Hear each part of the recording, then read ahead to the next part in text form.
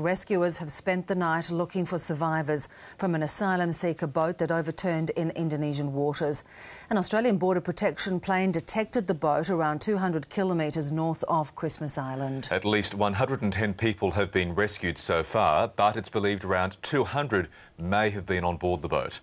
2 Australian Navy vessels, 3 cargo ships and other aircraft are now searching the area. At this stage, details are sketchy, but what is apparent is that there has been a large loss of life at sea. This is a very distressing and tragic incident. We don't know the full details yet, but clearly we have lost a number of lives in a very dangerous journey from Indonesia to Australia. The Minister for Home Affairs will make a comprehensive statement on the details of what has happened here in the morning, Australian time. The Acting Prime Minister will take responsibility for any national security arrangements that need to be made in Australia. I, of course, will keep in contact with both of them by telephone. I have had a brief conversation with President Yudhoyono about this matter. Our Indonesian and Australian personnel work well on search and rescue operations, and all of our normal cooperative arrangements will be brought to bear in this case. President Yudhoyono was, of course, distressed about the news. He assured me that we would work together, Indonesia and Australia, on the rescue efforts. We have good understandings between us about the best way of working together with these kind of incidents. I don't at this stage want to talk about policy or other questions. Our focus now is on the search and rescue effort.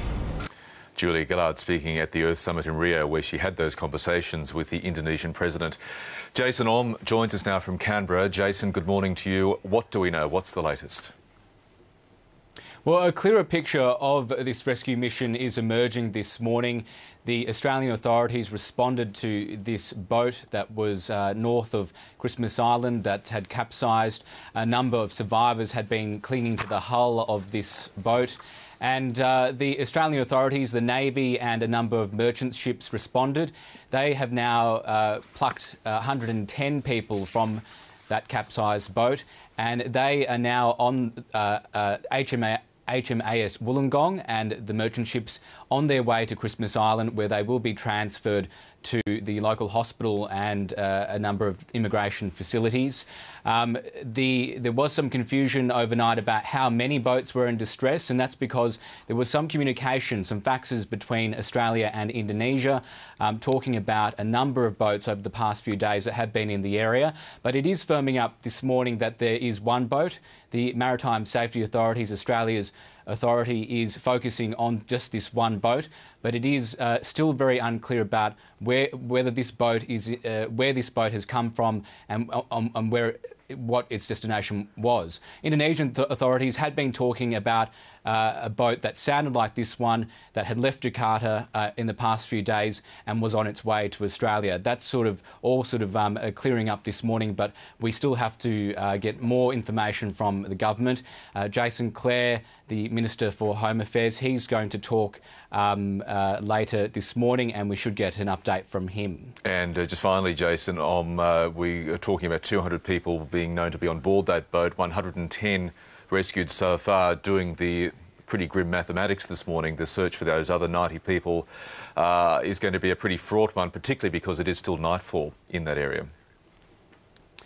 Yes, the conditions were a little rough overnight, but that didn't stop Australian authorities from trying to get those people. It's believed that up to 200 people were on that boat, so 110, that's a pretty big effort to get that many people off that.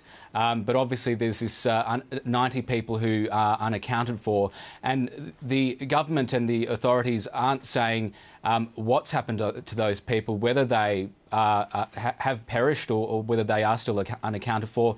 But we know that possibly up to 90 people are still missing. Jason, I'm in Canberra. We'll leave it there.